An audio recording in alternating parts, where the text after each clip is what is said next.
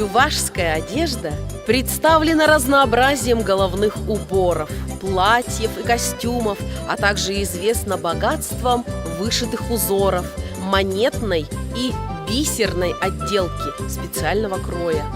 Национальная одежда не представляется без вышитого на ней строгого, но броского чувашского орнамента.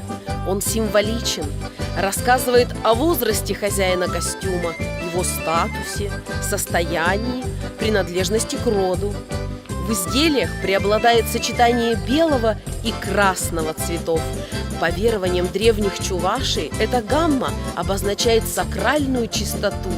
Сегодня традиционные одеяния по-прежнему любимы чувашами. Чаще всего чуваши изготавливали одежду из домотканого полотна, кожи, войлока, овечьей шерсти или сукна.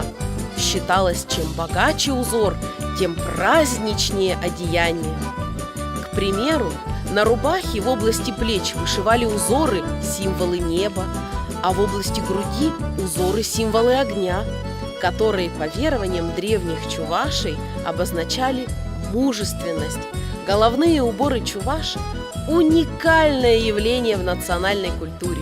Необычные женские шапочки, украшенные вышивкой, бисером, монетами, а также мужские войлочные шляпы – одно из самых узнаваемых элементов чувашской одежды.